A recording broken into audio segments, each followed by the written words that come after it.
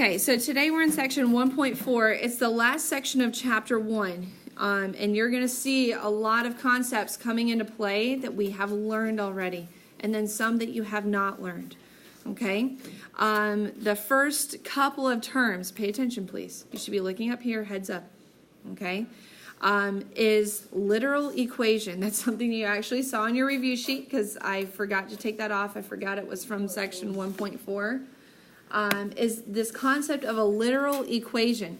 And a literal equation, simply put, it has two or more variables. Okay, so you're going to see this on your homework assignment, all right, where it says, is it a literal equation? So let me give you one. Y equals 5. Does this equation have two or more variables? No. So it's not a literal equation. 2x plus 3y equals 12.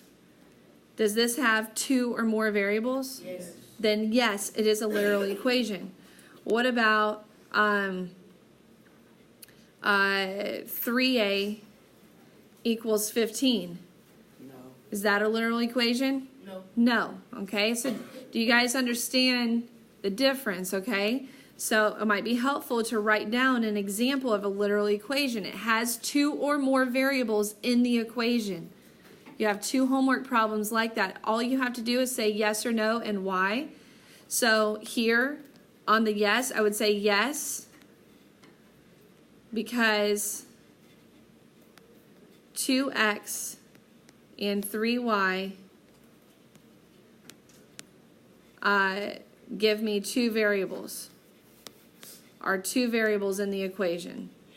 Okay, just something that identifies that you see it is a literal equation because there are two variables in the equation. Okay, does everybody understand that? So why do you think I would say no? I would say no, why? Because there's no less than two variables. There's only one variable term. Okay, so if it's no, you're going to say because there's only one variable. If it's yes, you're going to say because there were two variables or three variables or however many. Understand? So in example 1, and I meant to switch this around. All right, in example 1, we are going to be given two equations. All right, I want you to go ahead and rewrite the second one.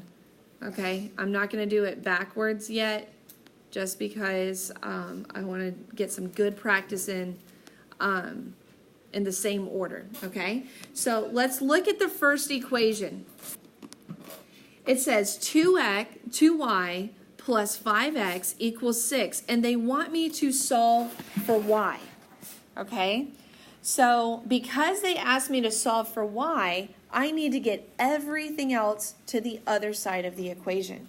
Okay, so what I need you to understand is they could have just as easily told me to solve for x. And then what would I have done? I would have solved for x and got everything else to the other side. You see that? Okay, so now they're giving me a variable to target. They're saying solve for y. All right, so the same concept is still true, that I need to get everything else to cancel to the other side.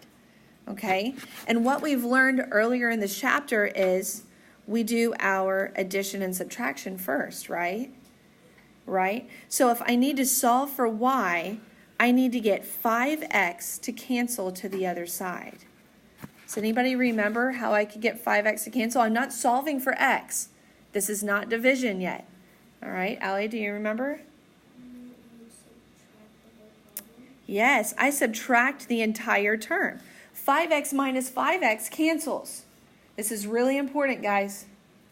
Okay, you actually don't understand how important this slide is. You'll understand more when we get to chapter 4. Okay, but this is actually laying a really good foundation for some chapters that are coming later. All right, so if I subtract 5x to one side, what do I do to the other side? Subtract 5x. Okay, now what do I bring down on the left side? 2y. 2y. Okay, guys, this is really important. 6 minus 5x, they are not like terms. I cannot do 6 minus 5. You hear me? They are not like terms. I cannot combine them. So what my rule says is I just bring them down. I recognize 6 is a number, negative 5x has a variable. They cannot be combined. So my rule says I write the term with the x first. So I just bring down the negative 5x. And then was 6 positive or negative? So then it's plus 6. Okay, you see what we did there? We said, oh, they're not like terms. I just bring them down. And now my last step is to get y by itself over on the left side. Okay, so because it's 2y, what would I do to get y by itself? Divide by 2. And my rule says, if I divide by 2, I have to divide every term in the equation by 2. Okay, so I divide everything by 2. And now I have y by itself. That's what I was trying to get. Okay, can I divide 5 by 2 and get a whole number? No. Okay, so because I can't, I'm going to leave it a fraction. This is what we call rise over run or slope, which we're going to learn in chapter 4. But that's why we can leave it a fraction. Do you guys remember rise over run last year?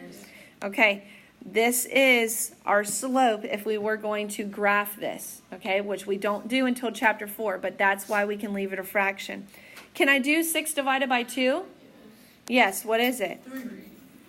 Okay, so 3. That's all I have to write, right? What did I forget? 1. No, I heard it. The plus sign. You said it was 3. 3 has to have an operation in front of it. I need to put a plus sign in front of it because it's positive 3. If I divided it and was negative, I would have said minus. Okay? All right, so we have done this one.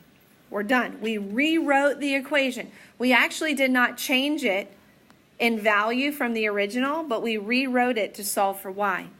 Okay, so now I want you to at least get through step 1 on the next one. Look at the one we just did and try to get through step 1. Maybe try to even get to the end. Okay, I'm going to walk around and help you guys. I'm at least looking for step 1 to be done. So because I want to solve for y, I need to subtract 6x to the other side. All right, so here's something I was really happy to see. Walking around, I don't think anybody tried to subtract 12 minus 6. That's great because we recognize it's not like terms, right? So we just bring it down. 3y equals, which term do I write first? Which one did I say? Variable. The variable, negative 6x. And then is it plus 12 or minus 12? It's plus 12 because 12 was positive up top. So it's plus 12. Now I need one more step. I need to divide everything by 3. Okay, so y equals, what's negative 6? Guys, if I can reduce this to a whole number, I will. What's negative 6 divided by 3? Negative 2x. Okay, so if you can reduce it to a whole number, do that. Plus 4. All right, and congrats to those of you who got that right. That's huge, okay? Rewriting an equation and solving for y. If I were to tell you the top 5 concepts that I need you to learn in the whole year, all 10 chapters, solving for y in an equation would be one of them, okay? So I want you to understand how important this concept is. You guys did a great job in the very first time ever seeing this. All right, so we are going to split this into 2 days, especially because of chapel schedule. There is no homework tonight that will be due tomorrow. However, you can complete, we're taking off number 8. Okay, you can do 10, 12, 14, and 15. Those 4 problems are the literal equations. Is it a literal equation, yes or no? And rewriting it to solve for y. You have learned that. This homework will be due on Tuesday. There is no reason between what we're doing tomorrow and having the entire weekend that you can't get 8 problems done. Okay, so let's keep working on that. You should be able to work on those 4 problems though today. All right, and that'll be it for part 1.